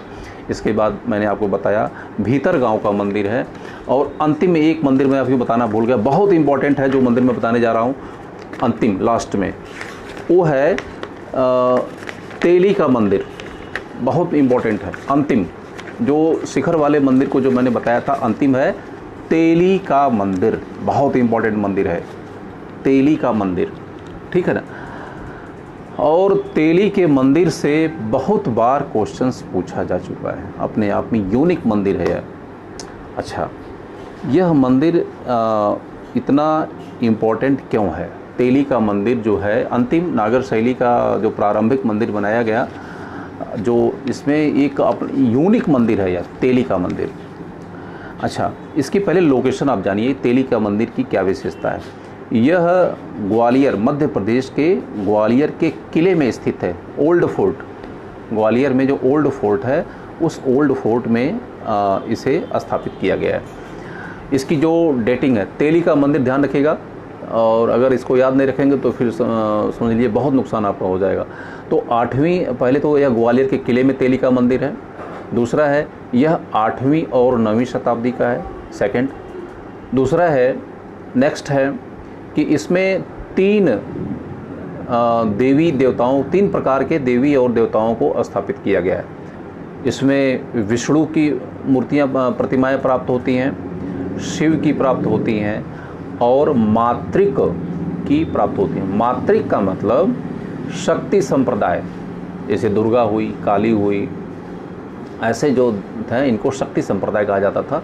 उस समय इसका नाम था मातृक, ठीक है ना। मातृक मूर्तियाँ, मातृक मूर्तियों का जहाँ चर्चा आती है तो आप जान जाइए कि जो शक्ति संप्रदाय से चीज़ें जुड़ी हुई थी उसे मातृक संप्रदाय कहा जाता था। अच्छा, तेली, जो तेली का मंदिर है, इस मंदिर की चीज़ों को मैंने बता दिया। तेली का मंदिर ग्वालियर के ओल्ड फोर्ट में है, मध्य प्रदेश में है, और इसमें 8वीं और 9वीं शताब्दी का यह मंदिर है। और इसका जो जिन देवी और देवताओं की इसमें पूजा की जाती है उसमें विष्णु, शैव और मातृक, मातृक का मैंने बताया कि शक्ति संप्रदाय से यह जुड़ा हुआ है। अच्छा, अब हम आते हैं इसकी विशेषता। इस विशेषता के कारण ही इसका बहुत बड़ा महत्व है, जो अपने आप में इसे यूनिक बना देता है तेली का मंदिर। अच्छा, पहली जो इसकी महत्वपूर्ण विशेषता है, आप लोग इसको लिखिए। पहली विशेषता है कि जो इसका सैंक्टम है, सैंक्टम का मतलब इसका गर्भगृह। अभी तक मैंने आपको बताया कि जो गर्भगृह बनाया जाता था वह वर्गाकार होता था। इसकी जो महत्वपूर्ण विशेषता, पहली विशेषता ध्यान रखिएगा, this is the very important. इसकी जो पहली विशेषता है कि इसका जो सैंक्टम है, यानी जो गर्भगृह है, वह रेक्टा एंगुलर है, रेक्टा एंगुलर है, ठीक है। वह जो इसका जो सैंक्टम है यानी जो गर्भगृह है वह रेक्टा एंगुलर है। तो यह अपने आप में यूनिक विशेषता है, क्योंकि नागर शैली के जितने भी मंदिर प्राप्त होते हैं, नागर शैली के जितने भी मंदिर प्राप्त होते हैं, सभी मंदिरों के जो गर्भगृह होते हैं, सैंक्टम होते हैं, वो वर्गाकार होते हैं। लेकिन यह एक ऐसा यूनिक मंदिर है कि जिसका गर्भगृह है वो रेक्टा एंगुलर है। अच्छा, और अगली अब हम जाते हैं, आपको पता है कि इसके पहले मैं बता चुका हूँ कि भीतरगांव मंदिर और दशावतार मंदिर में शिखर बनाने की परंपरा की शुरुआत हो चुकी है। लेकिन इस मंदिर का जो शिखर है अपने आप में यूनिक है। ऊपर शिखर में आप कलश देखते होंगे, कलश बना हुआ है, फिर इसके बाद एक भाले की तरह से चीज़ें निकली हुई चीज़ें आपको दिखाई पड़ती होंगी। लेकिन जो इसका शिखर है वह नुकीला नहीं है। जो उसकी स्टाइल मिलती है वह दक्षिण भारत के जो मंदिर बनाए गए, दक्षिण भारत के जो मंदिर बनाए गए द्रविड़ शैली के बनाए गए, उसमें गोपुरम का जो है स्ट्रक्चर, गोपुरम का मतलब जो इसके शिखर को नुकीला न बना करके समतल बना दिया जाए, समतल, और उसमें विभिन्न प्रकार के जो है कलाकृतियों का अंकन किया जाए। तो तेली के मंदिर का जो शीर्ष है यह द्रविड़ स्टाइल के गोपुरम की तरह से बनाया गया है, जो कि ये बहुत आश्चर्य में डाल देता है। क्योंकि जो गोपुरम स्टाइल का जो मतलब कि जो प्रचार और प्रसार दक्षिण भारत में हुआ वो थोड़ा बाद में हुआ। तो गोपुरम का कॉन्सेप्ट अपने आप में इस शैली में पाया जाना अपने आप में बहुत चौंकाने जैसा है। गोपुरम और जो सामान्य होते हैं उसमें मैं अंतर बता रहा हूँ। जो गोपुरम में क्या होता है, गोपुरम में होता था जो दक्षिण द्रविड़ शैली के जो मंदिर होते थे, ज्यों ही आप प्रवेश करते थे, मतलब मंदिर के कई खंड होते हैं, तो जो प्रारंभिक खंड होता है उसको गोपुरम कहा जाता था। और उस गोपुरम का जो शीर्ष होता था वह नुकीला नहीं होता था, नुकीला पिरामिड जैसे नुकीला होता, नुकीला नहीं, बल्कि उसके नीचे ही एक समतल क्षेत्र बना दिया जाता था और उसमें भिन्न प्रकार के देवी और देवताओं का अंकन किया जाता। तो तेली के मंदिर की यह बहुत महत्वपूर्ण विशेषता है कि जो इसका शीर्ष बनाया गया है वह दक्षिण भारत के गोपुरम की तरह से बनाया गया है, जो कि बहुत ही अपने आप में चौंकाने वाला है। यह उत्तर भारत के सभी मंदिरों से एकदम अलग है। ठीक है। अच्छा, हरमन गोज का नाम अगर आपने सुना है, हरमन गोज जो बहुत बड़े एक वास्तुविद माने जाते हैं, जर्मन के थे, तो उन्होंने इस मंदिर को, तेली के मंदिर को एक मास्टरपीस कहा है अपने आप में। मास्टरपीस अपने आप में इसे कहा है, मास्टरपीस, यानी कि अपने आप में फाइनेस्ट पीस जो तेली का मंदिर माना जाता है। ठीक है। और यह कहा जाता है कि यह जो मंदिर है जो बुद्धिस्ट आर्किटेक्चर से प्रभावित है। मैंने आपको बताया कि अभी द्रविड़ स्टाइल से प्रभावित है, यानी जो द्रविड़ में गोपुरम बनाए जाते थे उससे भी प्रभावित है। लेकिन इसमें जो कुछ स्ट्रक्चर हैं, उस स्ट्रक्चर को जो बनाया गया है उसमें यह लगता है कि यह बुद्धिस्ट स्टाइल से भी यह प्रभावित है। और इस मंदिर का जो निर्माण किया गया है वह म्यूज़िकल हार्मोनिक्स पर किया गया है। म्यूज़िकल हार्मोनिक्स मतलब, म्यूज़िकल हार्मोनिक्स का मतलब सा रे ग म, जो म्यूज़िकल हार्मोनिक्स है, लगता है कि उसका जो स्ट्रक्चर कुछ इस तरीके से किया गया है। तो यह दिस इज़ द, मैंने तेली का मंदिर बताया। तेली का मंदिर बहुत फेमस मंदिर है, 8वीं से 9वीं शताब्दी की इसकी टाइमिंग है, और उसमें इसके बारे में बताया। यह अपने आप में यूनिक मंदिर माना जाता है। यूनिक मंदिर में मैंने आपको बताया कि इसमें कई शैलियों का मिश्रण किया गया है। नागर शैली का इस पर प्रभाव है, ये मंदिर है ही है।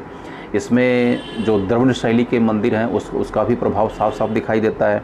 इसके बाद इस पर बुद्धिस्ट कला का भी इस पर साफ से असर दिखाई देता है।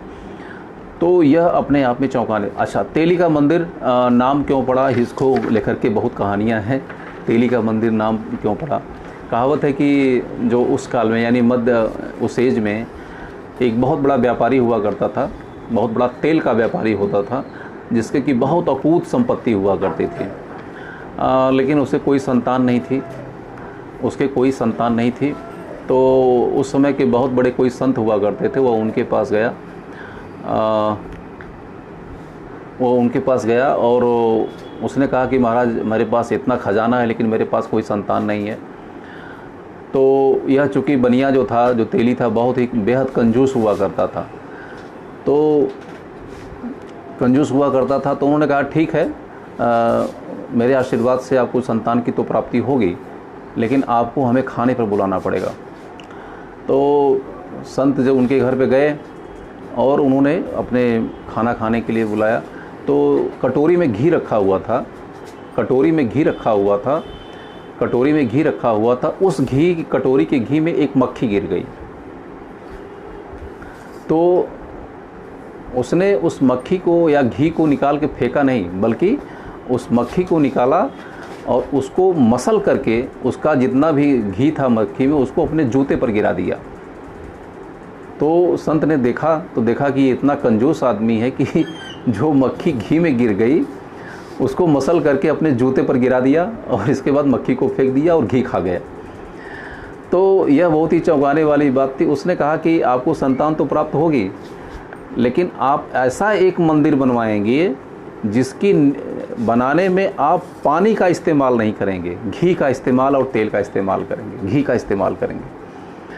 तो यह मंदिर जो बनाया गया, इस मंदिर की जो नींव में सिर्फ घी पड़ा हुआ है, घी टोटल इस मंदिर के नींव में पूरा का पूरा घी पड़ा हुआ है।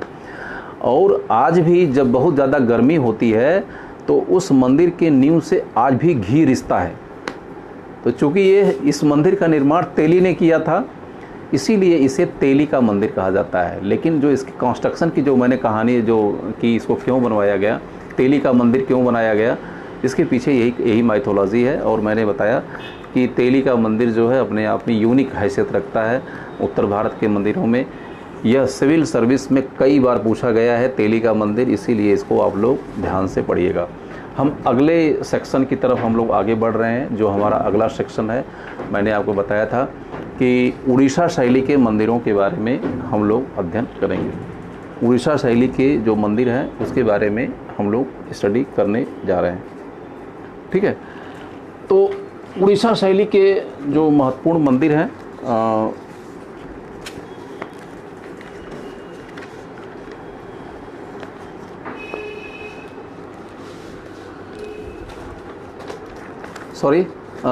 उड़ीसा शैली की जो महत्वपूर्ण मंदिर हैं, उड़ीसा शैली के मंदिरों के बारे में हम लोग स्टडी करेंगे। उड़ीसा शैली के जो महत्वपूर्ण मंदिर है, कुछ मंदिरों के बारे में आप जानते होंगे, जैसे कि आपका पुरी का मंदिर है, कोणार्क का मंदिर है, राजा रानी का मंदिर है। ऐसे महत्वपूर्ण मंदिरों के बारे में हम लोग स्टडी करने जा रहे हैं। तो उड़ीसा शैली के जो महत्वपूर्ण मंदिर हैं, उन मंदिरों का जो निर्माण का जो महत्वपूर्ण केंद्र है वह भुवनेश्वर है। इसीलिए भुवनेश्वर को मंदिरों का शहर भी कहा जाता है। हम लोग अगले टॉपिक को स्टडी कर रहे हैं, उड़ीसा शैली के मंदिर। और उड़ीसा शैली का नाम उसके जो है जोग्राफिक लोकेशन के आधार पर पड़ा गया। उड़ीसा शैली के सबसे ज़्यादा जो मंदिर बनाए गए, सर्वाधिक जो मंदिर बनाए गए, वह भुवनेश्वर में बनाए गए। इसीलिए भुवनेश्वर को मंदिरों का नगर भी कहा जाता है। भुवनेश्वर को मंदिरों का नगर भी कहा जाता है। ये क्वेश्चन अगर पूछता है कि किसे मंदिरों का नगर कहा जाता है, तो इसका उत्तर होगा भुवनेश्वर को। इसका रीज़न ये है कि सबसे ज़्यादा जो मंदिर बनाए गए वह भुवनेश्वर में ही बनाए गए। इसके बाद जो अगला सेंटर है जो उड़ीसा शैली के सर्वाधिक मंदिर बनाए गए, वो है पुरी में बनाया गया, पुरी में। और इसके बाद फिर जो अगला सेंटर है वह कोणार्क में बनाया गया, कोणार्क। 3 सेंटर बहुत इंपॉर्टेंट उड़ीसा शैली के हैं, 3 सेंटर हैं। First is the Bhubaneswar, second one is the Puri and the third one is the Konark. 3 केंद्र पर सबसे ज़्यादा मतलब मंदिर का निर्माण किया गया। लेकिन उसमें सबसे ज़्यादा जो मंदिर बनाए गए वह भुवनेश्वर में बनाए गए। और भुवनेश्वर में को इसीलिए मंदिरों का इसे नगर भी कहा जाता है। अच्छा, जो इस स्टाइल के जो मंदिर बनाए गए, उन मंदिरों का जो ड्यूरेशन है, वो टाइमिंग क्या है? इसकी जो टाइमिंग है, मंदिरों को बनाने की जो टाइमिंग है वो 7वीं शताब्दी से शुरू होती है। और जो अंतिम मंदिर जो बनाया गया वह 13वीं शताब्दी तक मंदिर बनाया गया। यानी 7वीं शताब्दी से लेकर के 13वीं शताब्दी के बीच में उड़ीसा शैली के मंदिरों का निर्माण किया गया। इसमें जो कोणार्क का सूर्य मंदिर है, यह सबसे अंत में बनाया गया। यानी यह अपने आप में क्लाइमेक्स को दिखाता है। जो कोणार्क का सूर्य मंदिर है, यह अपने क्लाइमेक्स को दिखाता है, जिसको कि हम लोग बाद में स्टडी करेंगे। अच्छा, स्टार्टिंग फेस के मंदिर का मैं चर्चा करूंगा कि सबसे पहले मंदिर का निर्माण जो है किसने किया था। यह माना जाता है कि जो बंगाल का शासक हुआ करता था उसका नाम था शशांक। आपको पता होगा जो ये लोग इतिहास पढ़े हैं, तो बंगाल का शासक शशांक हुआ करता था और उसका हर्ष से संघर्ष भी हुआ था। संघर्ष के डेट जहाँ तक हमको याद आ रहा है ये 606 के आसपास में इसका संघर्ष हुआ था। और तो हर्ष को यह श्रेय जाता है कि उसने उड़ीसा शैली के पहला मंदिर, उस मंदिर का नाम बहुत इम्पोर्टेंट है, त्रिभुवनेश्वर मंदिर का निर्माण उसने किया। वेरी इम्पोर्टेंट है ये। उड़ीसा शैली के पहले मंदिर को निर्माण करने का श्रेय बंगाल के शासक शशांक को जाता है। इसने त्रिभुवनेश्वर मंदिर की इसने स्थापना किया। त्रिभुवनेश्वर नहीं, त्रिभुवनेश्वर मंदिर की इसने स्थापना किया। ठीक है, तो इसके बाद यानी 600 के आसपास में मंदिर के निर्माण की यहाँ चीज़ें शुरू हो गई। इसके बाद 13वीं शताब्दी में अंतिम मंदिर यहाँ पर बनाया गया और जो कोणार्क का सूर्य मंदिर है इसे बनाया गया। इसे नरसिंहदेव, जहाँ तक हमको याद आ रहा है, नरसिंहदेव ने, आगे मैं बताऊंगा आपको, इसने इसका जो है कोणार्क के सूर्य मंदिर का निर्माण कराया। अब हम आते हैं बहुत ही महत्वपूर्ण टॉपिक की तरफ हम लोग आगे बढ़ रहे हैं। बहुत ही महत्वपूर्ण टॉपिक जो कि सिविल सर्विस में विशेषकर पूछता है। सिविल सर्विस में जहाँ से क्वेश्चन, जो कॉन्सेप्चुअल बेस्ड जो क्वेश्चन आते हैं, यहीं से क्वेश्चंस आते हैं जो कि मैं आपको बताने जा रहा हूँ। इसके 2 सेक्शन मैंने आपको बताया था। 2 सेक्शन में मतलब कि टेम्पल्स के कॉन्सेप्चुअल्स क्या हैं, इसकी विशेषताएं क्या हैं, इसकी वास्तुगत विशेषताएं क्या हैं। जो दूसरा मैं आपको बताऊंगा कि ऑब्जेक्टिव की यह मंदिर कहाँ पे बनाया गया है, इसके निर्माण करने वाले कौन थे, और कुछ एक महत्वपूर्ण विशेषताएं थी, उसके बारे में बताऊंगा आपको। लेकिन जो वास्तुगत विशेषता है, जहाँ से कि सिविल में क्वेश्चंस आते हैं, सिविल में जो क्वेश्चन, उसको मैं बताने जा रहा हूँ। इस मंदिर का जो डिवीज़न किया गया है, जो विभाजन किया गया है, वह जो खजुराहो स्टाइल के मंदिर हैं उसमें थोड़ी सी अलग है। इसके नाम थोड़ी सी अलग है, अलग अलग खंडों में से बांटा गया है। अच्छा, इसको बहुत ध्यान से सुनिएगा आप लोग, तब इसको समझ पाएंगे। हर मंदिर का एक गर्भगृह होता है। नंबर 1 स्टेप में बता रहा हूँ, 5 स्टेप में बताऊँगा, ठीक है। हर मंदिर का एक गर्भगृह होता है, गर्भगृह जहाँ पर कि देवता, देवी या देवता की प्रतिमाओं को स्थापित किया जाता है, उसे गर्भगृह कहा जाता है। लेकिन उड़ीसा शैली के मंदिरों में गर्भगृह को देवल या विमान कहा जाता है। ये क्वेश्चन बहुत इंपॉर्टेंट है। उड़ीसा शैली के जो मंदिर हैं, वह मंदिर जो गर्भगृह होता है, उस गर्भगृह को देवल या विमान कहा जाता है। यह अंतर है। अच्छा, गर्भगृह के आगे के हिस्से की तरफ थोड़ी सी आप आगे बढ़िए, गर्भगृह के आगे बढ़िए निकल करके। गर्भगृह के जब आप आगे बढ़ेंगे तो जो खाली जगह होता है, मतलब एक हॉल बनाया जाता था ऊंचा, उसे जगमोहन कहा जाता था। जगमोहन या सभा भवन, उसे जगमोहन कहा जाता था। ठीक है, तो यह भी अंतर हो गया। गर्भगृह के आगे के हिस्से को सभा भवन या जगमोहन कहा जाता था। अच्छा, और इसके आगे के जो भवन बनाया जाता था, नेक्स्ट अगले स्टेप में जो उठाया जाता था, उसे भोग मंडप कहा जाता था। भोग मंडप, ठीक है।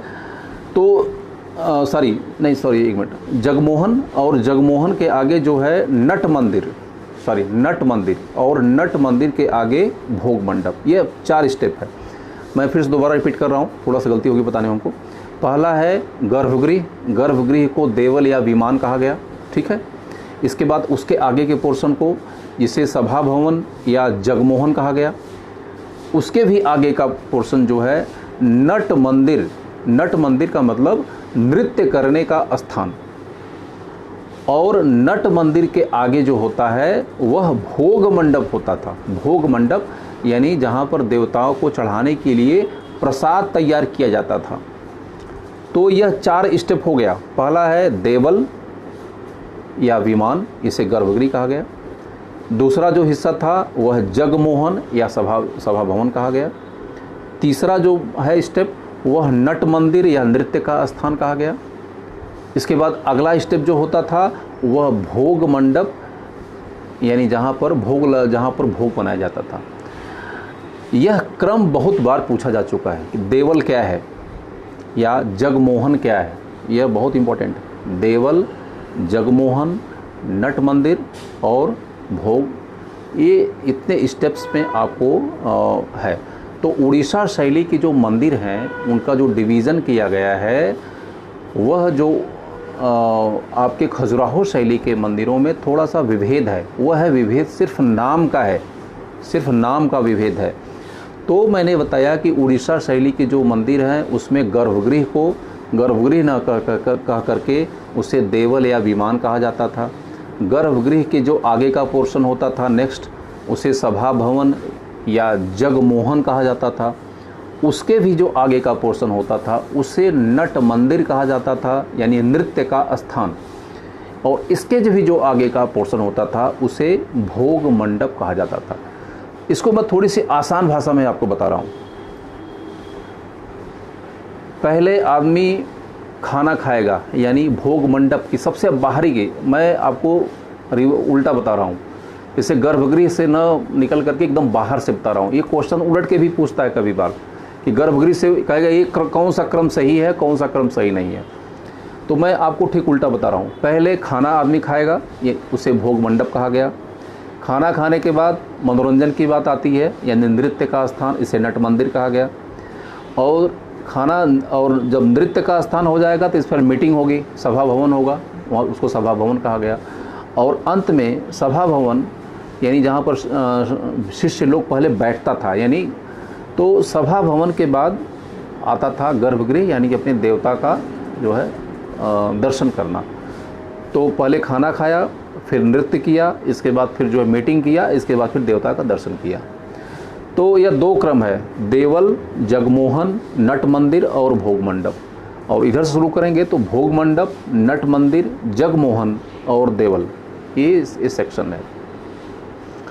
तो इस क्रम को आप लोग निश्चित रूप से देख लीजिएगा, यह अपने आप में महत्वपूर्ण विशेषता है।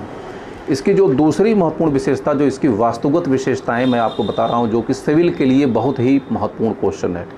मैंने बताया कि पहली जो विशेषता बताया था कि जो इसकी वास्तुगत संरचना है उसमें उसके नाम में विभिन्नता है, यानी भिन्नता है, उसके नाम अलग हैं। इसे कहा गया देवल, जगमोहन, नट मंदिर और भोग मंदिर।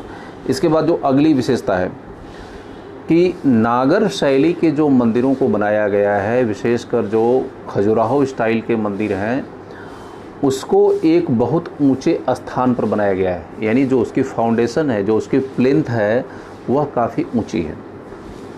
लेकिन उड़ीसा शैली के जो मंदिरों को बनाया गया है, उन्हें उसकी जो फाउंडेशन है वह ज़मीन से बहुत ऊंची नहीं है।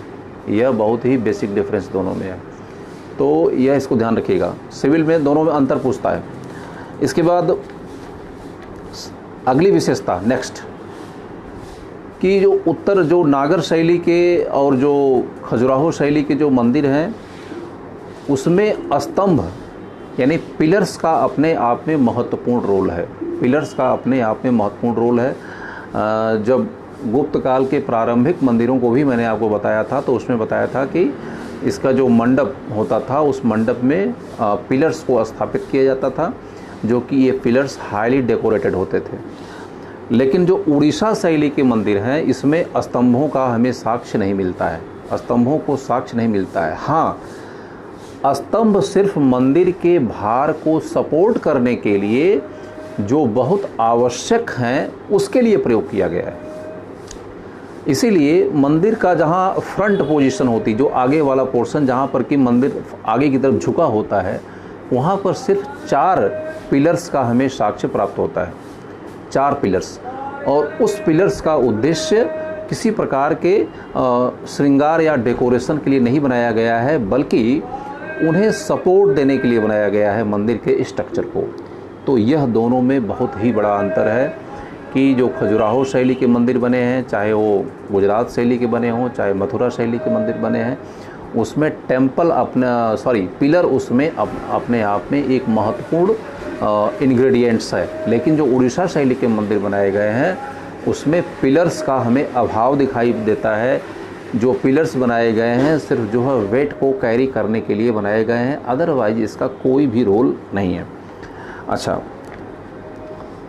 एक अंतर है, मैंने बताया कि नागर शैली के जो मंदिरों को बताया, नागर शैली के मंदिरों को मैंने आपको ये बताया था कि जो नागर शैली के जो प्रारंभिक गुप्त काल में जो मंदिर बनाए गए उसका जो आंतरिक भाग है वो काफ़ी डेकोरेटेड है, लेकिन जो उड़ीसा शैली के मंदिर हैं, जो इसे देवल कहा गया, देवल का मतलब गर्भगृह, ऊपर बताया था मैंने, तो जो देवल का यानी गर्भगृह का भाग है वह सादा है, सिंपल, प्लेन एकदम से, लेकिन जो बाहर का भाग है वह हाईली डेकोरेटेड है।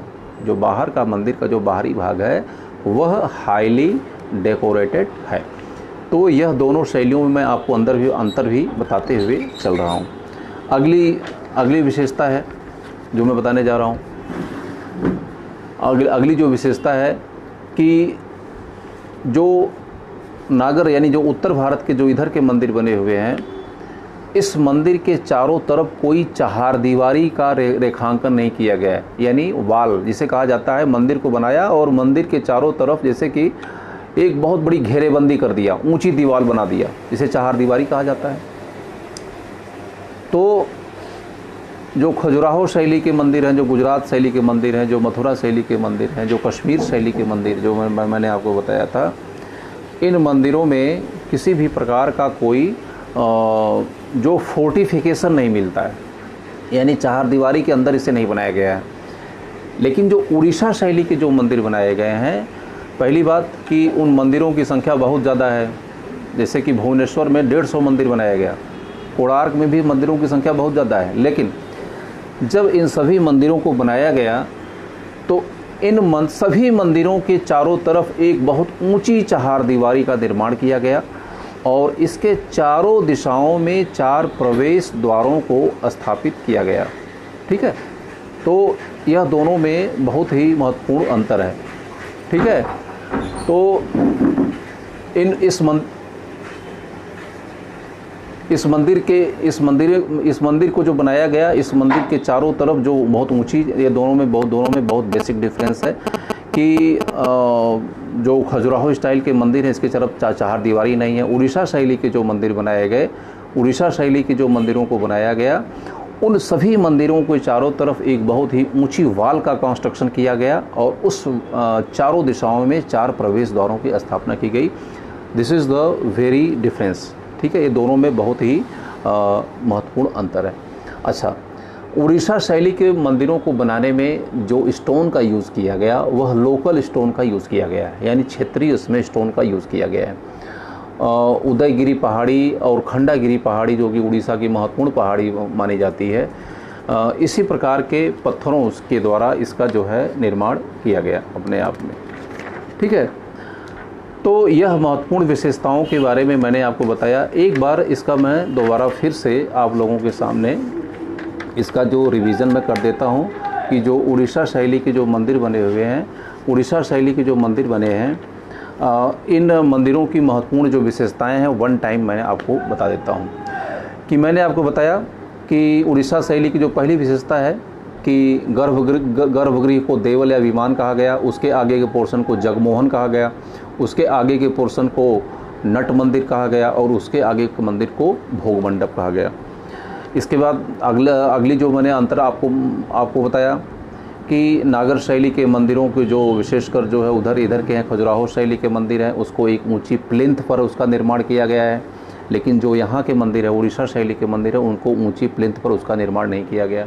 अगला मैंने बताया कि खजुराहो स्टाइल के जो मंदिर हैं उसमें स्तंभों की एक योजना मिलती है, पिलर्स के बारे में हमको सूचना मिलती है। लेकिन उड़ीसा शैली के जो मंदिर बने हुए हैं, इसमें जो बनाया गया है, इसकी जो प्लिंथ है, यह प्लिंथ बहुत ऊंची नहीं है। अच्छा, फिर मैंने बताया नेक्स्ट है कि नागर शैली के जो मंदिर बने हुए हैं उनके मंदिर का जो आंतरिक भाग है वो भी डेकोरेटेड है। लेकिन उड़ीसा शैली के जो मंदिर बने हुए हैं उसका आंतरिक भाग एकदम सादा है। सादा का मतलब किसी भी देवी देवता का अंकन वहाँ नहीं किया गया है। जिस भी देवता का इसका संबंध रहा है उसी देवता से इसे संबंधित बताया गया है। फिर मैंने अगला आपको बताया कि जो खजुराहो स्टाइल के जो मंदिर हैं उस मंदिर का जो समूह है, जैसे खजुराहो में कुल 50 मंदिर के आसपास में है, लेकिन उन मंदिरों को खुला छोड़ दिया गया है, उसमें किसी प्रकार की कोई चहारदीवारी का निर्माण नहीं किया गया है। लेकिन इसके विपरीत उड़ीसा शैली के जो मंदिर बनाए गए हैं इस शैली के मंदिरों में इसके चारों तरफ एक बहुत ऊंची दीवार का निर्माण किया गया है और चारों दिशाओं में प्रवेश के लिए 4 जो है बड़े प्रवेश द्वार बनाए गए हैं और उन प्रवेश द्वारों के नाम भी अलग अलग हमें दिखाई देते हैं। तो this is the basic difference के बारे में। चारदीवारी का भी अंतर होता है, ठीक है। और अगला जो मैंने आपको बताया कि इसको बनाने में उदयगिरी और खंडागिरी जो वहाँ की वह उसको प्रयोग किया गया है। उदयगिरी और खंडागिरी के पत्थरों को यहाँ पर इस्तेमाल किया गया है। अच्छा, एक विशेषता और भी है कि सबसे मैंने आपको बताया कि कई खंड में इसे बताया गया है, जैसे कि गर्भगृह को देवल या विमान कहा गया, इसके बाद जगमोहन है, इसके बाद नट है, इसके बाद भोग। तो जो मंदिर का शिखर है सबसे ऊंचा गर्भगृह के ऊपर है, यानी मंदिर की जो ऊंचाई है, हाइट है, that is maximum on the deul और विमान, सबसे ऊंचा। इसके बाद जो जगमोहन का पोर्शन है, जगमोहन के ऊपर जो मंदिर बनाया गया है उससे थोड़ा सा छोटा। इसके बाद जो नट के ऊपर बनाया गया है उससे भी छोटा, और जो भोग मंडप के ऊपर शिखर बनाया गया है वह सबसे छोटा। तो ऊपर की ऊंचाई का अगर एक क्रम बनाएंगे तो वह 90 डिग्री का जैसे एंगल बनता है ना, एक जो है एक तिर्यक रेखा बनती है। सबसे ऊंचा जो मंदिर बना हुआ है वो गर्भगृह या देवल बना हुआ है, तो एक तिर्यक रेखा की तरह से इसका निर्माण हुआ है, ठीक है।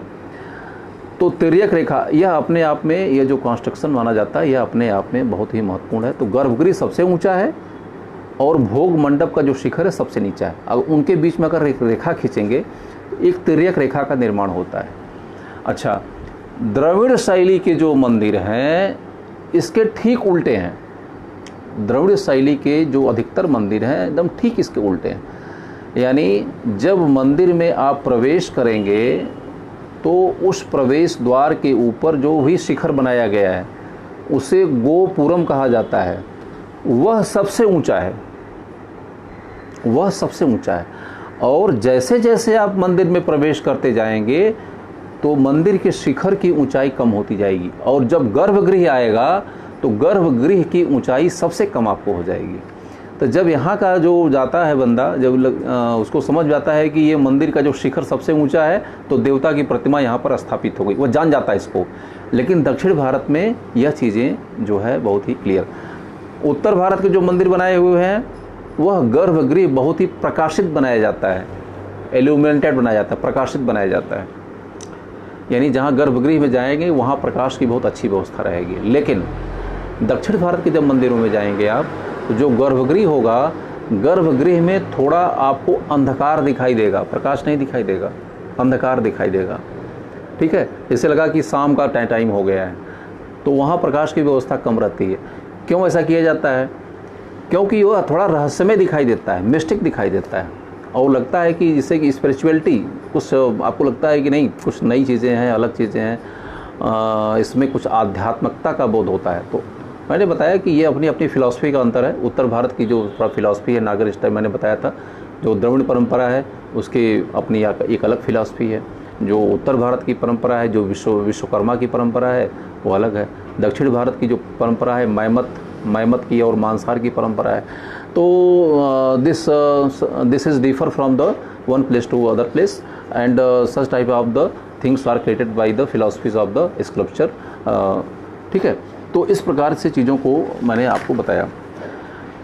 अब इन मंदिरों के विकास की बात हम करते हैं, इसको वन बाय वन जो है हम लोग इसको स्टडी करेंगे, देखेंगे। जो मंदिरों का विकास हुआ, उड़ीसा के जो मंदिरों का विकास हुआ, मैंने आपको बताया कि करीब 700 के आसपास, यानी 7वीं सेंचुरी से इसका डेवलपमेंट शुरू होता है और वह करीब 13वीं शताब्दी तक जाता है। यह अपने आप में इसका ग्रोथ लाइन है। इसको 3 स्टेप में उड़ीसा शैली के मंदिरों का जो विकास हुआ तीन शैली में, यानी 3 स्टेप में है। पहला जो डेवलपमेंट हुआ 750 से लेकर के 900 ईस्वी के बीच में। दूसरा जो डेवलपमेंट हुआ वह 900 से लेकर 1100 के बीच में। तीसरा जो डेवलपमेंट हुआ वह 1100 से 1300 के बीच में, ठीक है। तो उड़ीसा शैली के मंदिरों, यानी जो शिल्प है, शिल्प के विकास को देखते हुए मंदिरों को 3 भाग में बांटा जा सकता है।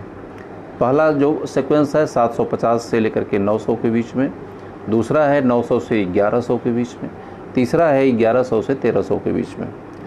तो पहले चरण में जो मंदिरों का निर्माण किया गया उसमें जो महत्वपूर्ण मंदिर है वो है परशुरामेश्वर मंदिर, that is very important. Parashurameshvara मंदिर यह भुवनेश्वर में है।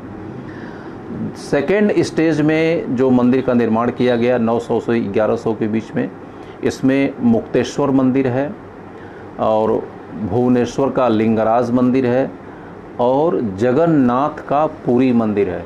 ठीक है, जगन्नाथ का पुरी मंदिर जिसके बारे में आप लोग जानते हैं। तो जो बीच का फेस मैंने बताया मुक्तेश्वर मंदिर और इसके बाद लिंगराज मंदिर, यह दोनों मंदिर भुवनेश्वर में बनाए गए हैं। इसके बाद जगन्नाथ मंदिर है, यह पुरी में बनाया गया मंदिर है। और अंतिम फेस में, लास्ट फेस में जो मंदिर बनाया गया वह 1100 से 1300 के बीच में बनाया गया। और इसमें जो महत्वपूर्ण मंदिर है उसके नाम है, 3 मंदिर बहुत महत्वपूर्ण है। पहला है अनंत वासुदेव मंदिर, यह भुवनेश्वर में बनाया गया। अगला मंदिर है राजा रानी मंदिर, यह भी बहुत फेमस है, राजा रानी मंदिर, यह भी भुवनेश्वर में है। इसके बाद अंतिम, पीछे मैं बताया था कि जो इसका क्लाइमेक्स है, उड़ीसा शैली के जो मंदिरों का क्लाइमेक्स दिखाई पड़ता है वह सूर्य मंदिर में दिखाई पड़ता है, सन टेम्पल में दिखाई पड़ता है। और इसको बनाया गया कोणार्क में।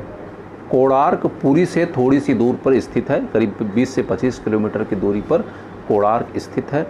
तो कभी भी आप यहाँ पर पर्यटन के लिए आप जा रहे हैं तो आप सिर्फ पर्यटन ही नहीं करें बल्कि थोड़ी सी अध्ययन अगर आप करेंगे तो आपको आपका पर्यटन में और भी मज़ा आ जाएगी। तो आपका पर्यटन जो है वो हो जाएगा, उसे एकेडमिक टूर कहा जाएगा फिर। ठीक है ना।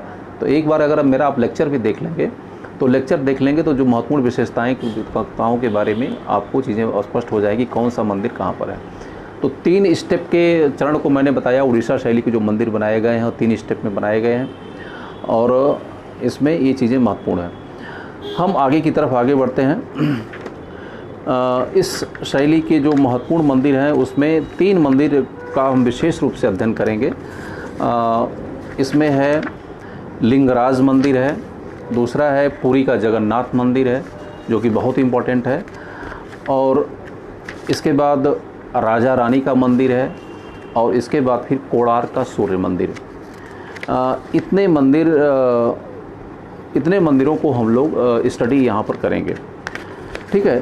तो लिंगराज, पहला है लिंगराज मंदिर, और लिंगराज मंदिर के बाद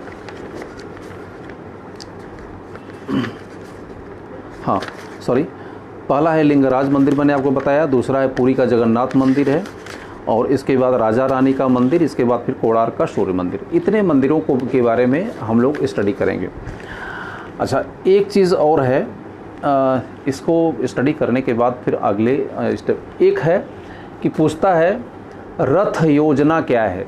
रथ योजना, रथ, तो रथ या तो रथ मंदिर क्या है, रथ मंदिर क्या है।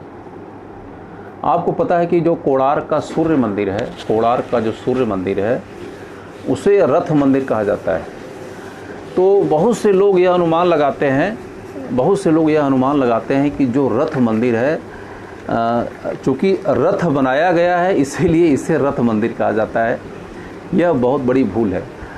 रथ जो है यह एक योजना है, यानी मंदिर निर्माण की यह एक योजना है, उसका इस रथ से कोई लेना देना नहीं है। मंदिर जो निर्माण की रथ प्रकार की एक योजना है, उसका इस रथ जो जिसको लोग जानते हैं, इस रथ और घोड़े से कोई लेना देना नहीं है। बहुत से लोग इसमें बहुत ज़्यादा कंफ्यूज होते हैं। ठीक है। तो रथ क्या है, तो मैं इसको बता रहा हूँ। जो रथ की जो योजना की गई है, यानी जो मंदिर की जो दीवारें होती हैं वो लंबवत होती हैं। आपको पता है मंदिर की जो दीवारें होती हैं, यानी जो आउटर सरफेस है वो लंबवत होती हैं।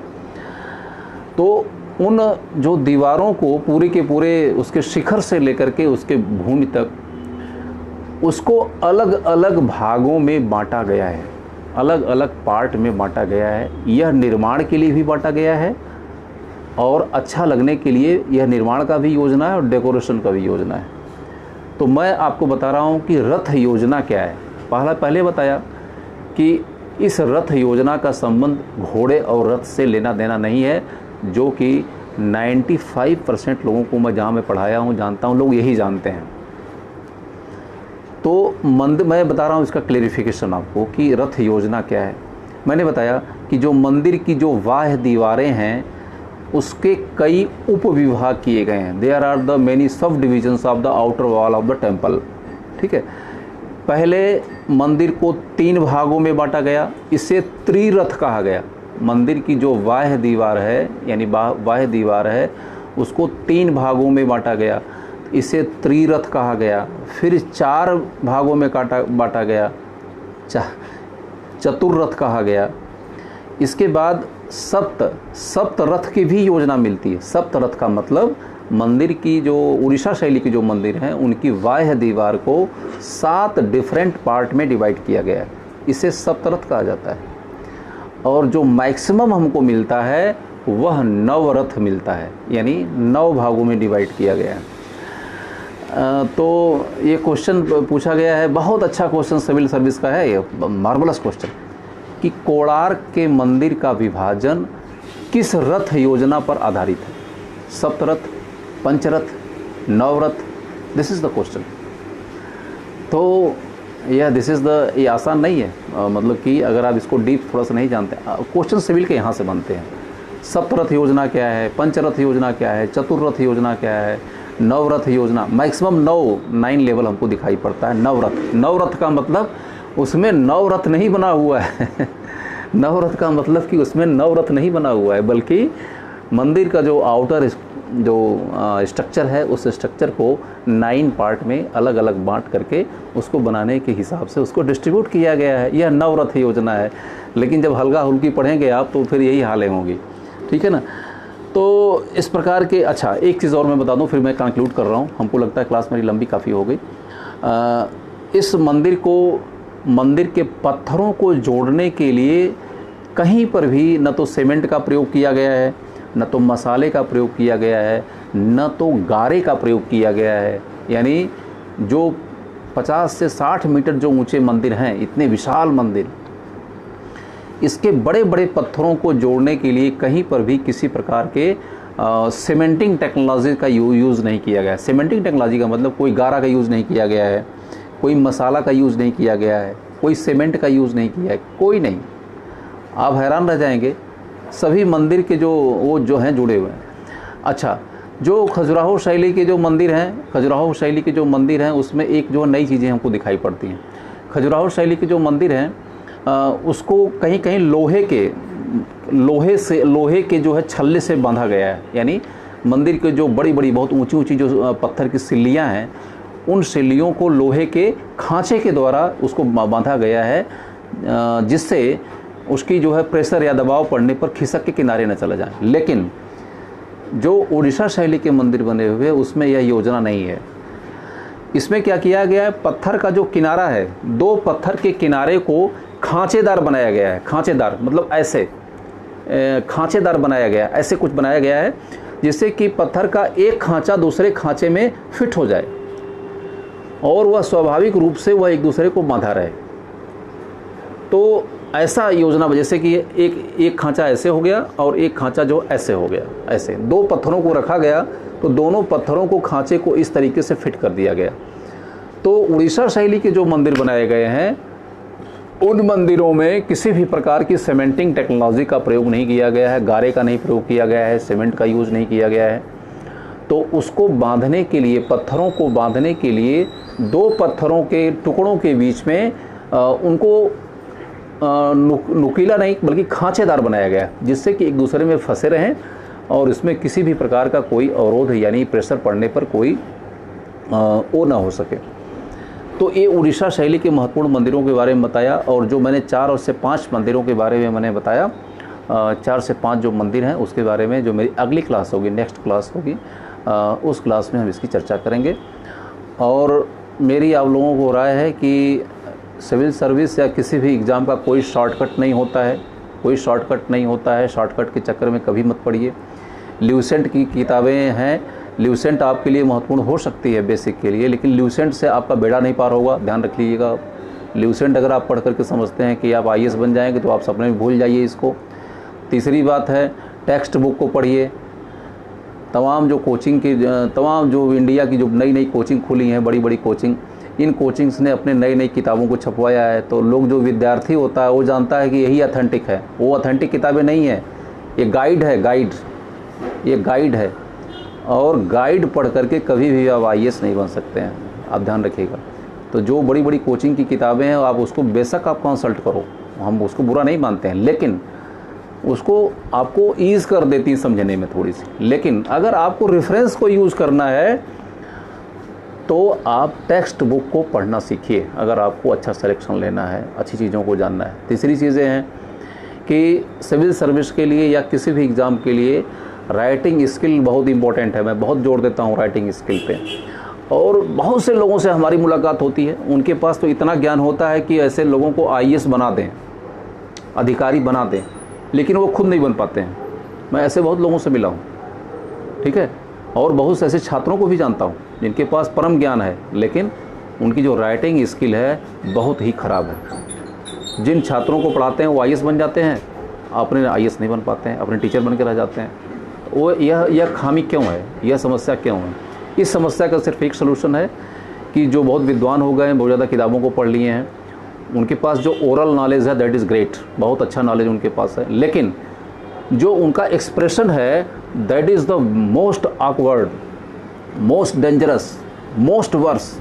ये तो वह राइटिंग स्किल को अपनी इम्प्रूव नहीं करते हैं। दिक्कत ऐसे लोगों के साथ में क्या है कि वह अपनी समस्या किसी से बता भी नहीं सकते हैं, क्योंकि एक ईगो पैदा हो, हर छात्र के अंदर ईगो पैदा होता है। हम लोग भी तैयारी कर रहे थे तो हम लोगों में ईगो था कि अरे हम तो बहुत 30 मार्क खां हैं और अपनी समस्या को दूसरे से कैसे शेयर करेंगे, अगला तो हमसे हंसेगा। तो यह कहावत है कि नाचने में और अगर पढ़ने में अगर आपको शर्म आए तो आप तय जानिए कि न तो आप कभी नाच सकते हैं और न ही आपको ज्ञान मिल सकता है। नाचने और ज्ञान लेने यानी पढ़ने में जिस दिन आपके अंदर शर्म पैदा हो गई, संकोच पैदा हो गया, डर पैदा हो गया, तो दुनिया की कोई ताकत आपको आईएएस नहीं बना सकती। एक बहुत अच्छा लर्नर बनिए, एक बहुत अच्छा लर्नर बनिए, मतलब सीखने वाला बनिए। किसी के भी सामने बैठ करके सीखने की क्षमता आपके पास होनी चाहिए, वह चाहे आपसे उम्र में बड़ा हो, वह चाहे आपसे उम्र में छोटा हो। तो अगर आपने ईगो पाल लिया है अपने अंदर कि नहीं हमारी उम्र तो इतनी बड़ी है और ये जो मैथ पढ़ा रहा है हम इससे कैसे पढ़ें, तो यह जानिए कि आपने अपने चारों तरफ खुद ही कब्र को इकट्ठा कर लिया है, अपने चारों तरफ आपने दीवार खड़ी कर ली है जो कि आपको कभी भी आगे नहीं बढ़ने देगा। इसीलिए जो अच्छा कॉम्पिटिटर होता है वह एक बहुत अच्छा लर्नर भी होता है, ध्यान रखिएगा। कहीं भी अगर आपसे लगता है कि हमको सीखने में संकोच हो रहा है, डर रहा है, लज्जा आ रही है, तो देन आप जानिए कि यह चीज़ें आपके लिए खतरे की तरह से हैं। तो सेल्फ इंट्रोस्पेक्शन करिए, आप स्वयं खुद की समीक्षा करिए, आत्मचिंतन करिए कि हमारी जो लूप होल्स हैं, हमारी कमियां हैं, कहाँ पे हैं। तो आपका ज्ञान, मैं जितने भी बहुत से लोगों से, बच्चों से मिलता है, उन सभी बच्चों के पास, सभी लोगों के पास आईएएस बनने की क्षमताएं होती हैं। तो जो उनके पास ज्ञान होता है, जो आईएएस बनते हैं, उनसे कहीं ज़्यादा होता है। जो आईएएस नहीं बन पाते हैं उनके पास ज्ञान देखा मैंने, जो आईएएस बनते हैं उनसे ज़्यादा ज्ञान होता है। समझ लीजिए, उनको पढ़ा दें, लेकिन वह कभी भी आईएएस नहीं बन पाते हैं। और जो उनके पढ़ाए हुए स्टूडेंट हैं, जो उनका आधा जानते हैं, चौथाई जानते हैं, वो लोग आईएएस बन जाते हैं। तो उसमें उस व्यक्ति की कोई फॉल्ट नहीं है। वह ऐसा नहीं कि जो है बहुत ही कमज़ोर पर, नहीं, उसकी जो एक्सप्रेशन है, जो उसका राइटिंग एक्सप्रेशन है, वहाँ से फॉल्ट है। वह सिर्फ लोगों से लिखे, दिखाए, समझाए कि ये मेरी समस्या है, यहाँ पर समस्या है, जो जिसको उस एरिया का विशेषज्ञ मानता है उसको दिखाए। ये बहुत छोटी समस्या है, तो इसको आप लोग शॉर्ट आउट करें, क्योंकि एटलीस्ट आपका जो सिलेक्शन होता है वो लिख करके होता है। इंटरव्यू तो 100 नंबर का होगा, 50 नंबर का होगा या 200 नंबर का होगा। तो जो मैक्सिमम होता है 1000-1200 नंबर का, वो तो राइटिंग स्किल है ना। तो यानी कहने का मतलब मेरे है कि राइटिंग स्किल से ही आपके सिलेक्शन का भाग्य तय होता है। ठीक है, राइटिंग स्किल से ही आपका मतलब भाग्य निश्चित होता है कि आप कहाँ जाओगे, क्या बनोगे। इसीलिए आप जितना पढ़ते हैं, आप खुद को देखिए, क्या उस रेशियो में आप लिखते हैं? नहीं लिखते आप हैं, सिर्फ पढ़ रहे हैं, दिन रात पढ़ रहे हैं। ठीक है, लेकिन लिखने का कोई अभ्यास ही नहीं है। तो भैया आप वहाँ नहीं जाओगे। मेरा बाल झड़ा है, मैं बहुत बुढ़ा दिखता हूँ, मैं बहुत यंग हूँ, ये कुछ नहीं जाता है। आपकी कॉपी जाती है भैया, 20 पेज की, 15 पेज की कॉपी जाती है। तो कॉपी पर लिखिए, लिखने के अपने एक्सप्रेशन को इम्प्रूव करिए। मैं बार बार कहता हूँ कि सिविल सर्विस की जो एग्ज़ाम है बहुत ही आसान है, बहुत टफ भी है। अगर आप जानते हैं तो सबसे आसान है, अगर नहीं जानते हैं तो सबसे टफ है।